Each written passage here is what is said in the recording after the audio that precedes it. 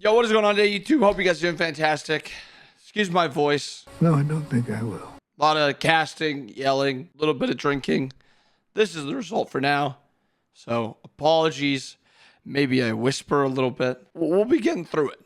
We're going to be talking about Season 11 patch notes. The interesting thing is I helped out a little bit with it. Kind of, if they had any ideas or stuff or needed help with stuff, I lended my hand a little bit, but I'm a little excited for this season, so I'm even more excited for Smite 2, but this one's just going to be based mostly on Season 11, or it is all on Season 11. Maybe another video will be Smite 2, but let's jump right in. Patch notes aren't up yet, so all we have is the, whatever this is called, the Google Drive. So unfortunately, we'll just do what we have to do. I'll try to skip through a little bit because there's 27 pages. So all skins in the battle pass will be cross-gen passes. So they'll go over into Smite 2. I don't know if you guys are super interested in skins. I'll let you guys check these out if you want. I'm not too interested. I'm not too worried about skins in Smite 2. Nuts arrival on the horizon. A brand new mechanic has appeared in the skies. Celestial comets. These comets are true neutral inland objectives that players will fight over. Damage them spawns a number of valuable pickups. And when the comet is no more, it culminates in the return of Indra's scepter. This is a snowball mechanic, in my opinion, for whichever lane is winning. And I think that's the best part about it is it doesn't snowball the entire map. It just snowballs the one lane that it randomly chooses. I'm a little iffy on the randomly choosing, but I think it is still a cool mechanic because if it was consistent, then you would just have your jungler walk over to the spot and then it would be like maybe a team fight even, but I'm excited for this. I'm a little worried about the snowball potential because if it goes to solo early, they get the 30 XP, 50 gold, and then they also get Indra's scepter. It's going to be very hard to fight into them, but still interesting. The map setup has changed a little bit. The green buff and chest camps have spawned. Romy Harpies now spawn around the green camp, and the shield and cooldown camps have also been moved to brand new locations on the outside edges of the map. Bastions are now tankier, and their gold reward is up 100. So now you get 200 gold for killing both Bastions, which is cool. Spirit Totem staying nice. This is something to look at quick. Lifesteal is getting a rework. So this is Crimson Totem getting additional love, physical ability lifesteal, and magical lifesteal going back to 10%.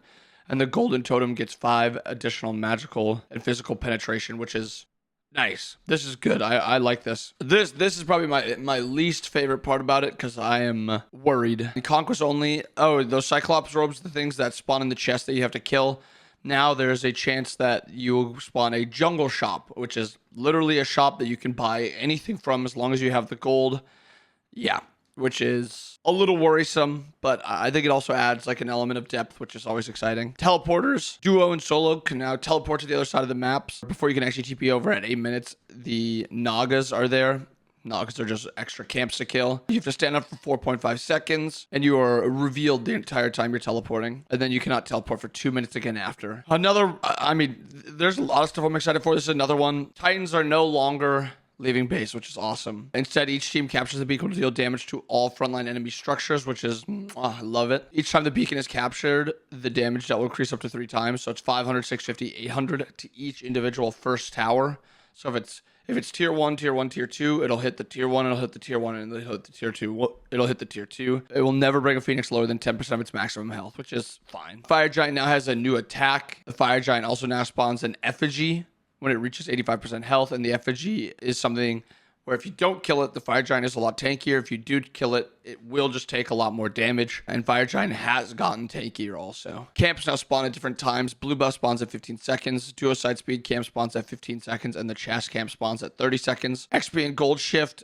I'm not going to read through all this. There's a very small XP and gold shift for a lot of camps. All 3 ranked game modes are now hard reset. Recipes are now gone. Recipes are now, if they were good enough as recipes, they'll now be moved over to shards. Golden shard, sturdy shard, and vibrant shard. Vibrant shard is party punch, just worse. Sturdy shard is sturdy stew, but worse. And golden shard is golden gooseberries, but worse. And these are not something where you have to do a quest before getting them. You just instantly get them. But they are all worse. This was something that was interesting. Relics can now be upgraded by free for completing a variety of quests. You can still purchase it, obviously, but you can get it from just playing the game. Relic 1 quest is 140 minions and then 80 minions. Damage or crowd controlling the enemy god, 90 instances and 60 instances. It's interesting. Relics, Frenzy, and Ankh are removed from the game. Aegis is now only Aegis of Acceleration. Blink is now only blink, and it slows attack speed and movement speed. Bracer of Illumination is gone. Bracer of Brilliance has no changes. Cloak of the Avatar is removed. Now it's only Cloak of the Ascetic. Hasten Wings is now a Frenzy slash sprint, and it's the Entangling Wings. It's no longer Hastened Wings. This is probably the most insane item in the entire fucking game. No longer does it have an attack speed slow. Let's just go to the tier 3. All healing received by enemy god is reduced by 40%. Their shield effectiveness is decreased by 50%. 75% of any currently applied shield is removed. They also still get movement speed slowed. Movements. And they also have their damage decreased. Magic Shell. Phantom Shell is the only shell now. Purification beads are now only the temporal beads. Thorns is reworked now. You get mitigation, and then you explode in a 30 unit radius, dealing damage as magical damage. And that's all the thorns. Slightly different changes. Each basic attack from enemy gods reduces the cooldown of this item. Sundering Siphon is removed. Now it's Sundering Blast only. Heroic Teleport is removed. Now it's only persistent TP.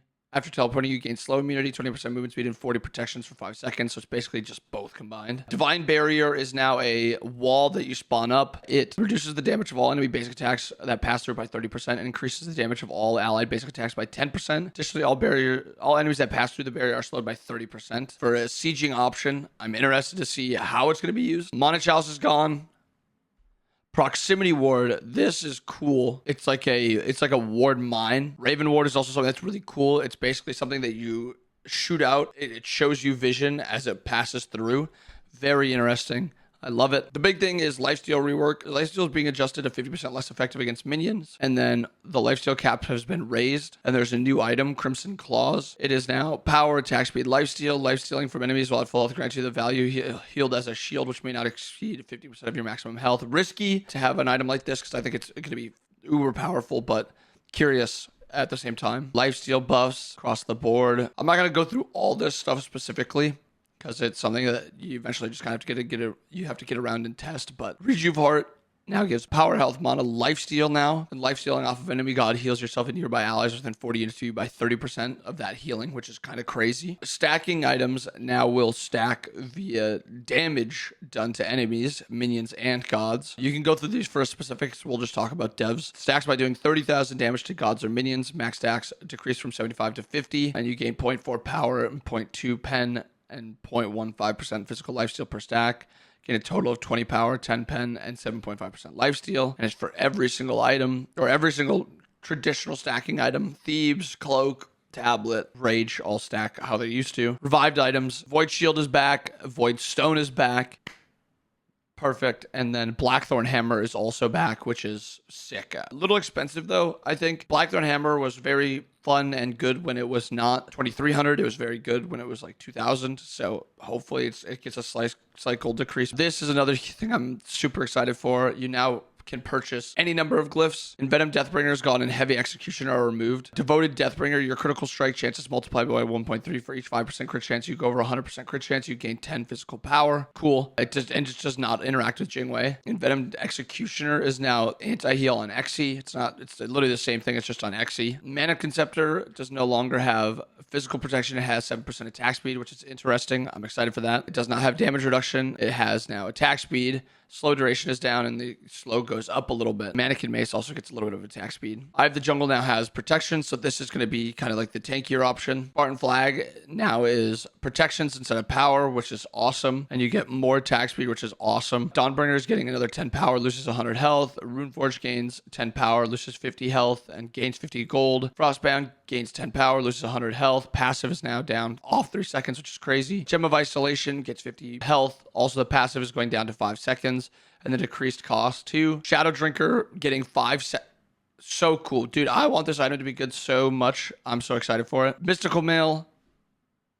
Awesome. I love it. Shoguns loses 10% cooldown, gains 10% attack speed. Good. There's so much cooldown everywhere. Trance is getting 10 physical pen and loses the 10% cooldown, which is another cool change. Pythags is now getting more power and more health and losing the cooldown. Potion of Power is now gaining pen and losing cooldown. I love a lot of these shifts. God Balances, all class passives are removed, so warriors, hunters, mages, etc. no longer have that base built-in stuff. Again, I'm not going to go through all these changes because there is a lot, but Daji, Cleo, Suki, Artio. A lot of bad gods are getting some small buffs. Vamana is the one that I'm interested in. Gets another second on his ult, and the duration goes up by a tiny bit, and he gets a little bit more attack speed. Baka Kujira does get a small nerf, but overall, I'm very, very excited for Season 11. I'm going to be playtesting it, or playing on it, around noon to 3-ish time. So when this video drops to a little bit later, I should be live on Twitch, and I'll probably be checking out PTS. Maybe I'll be playing a little bit more ranked, but eventually I'll get around to PTS. But yeah, that's the stuff. I'm excited for it. I'm excited for Season 11. All in all, cooldown shift, lifesteal shift, all very exciting. Map shift overall, I'm also very excited for. And the biggest thing I'm excited for is the new start, because I think the old one was a little boring. I'm hoping this new one is a little bit more fun. But yeah, I hope you guys enjoyed the video. I hope you guys have a wonderful rest of your day. I'll see you guys again next time. Peace.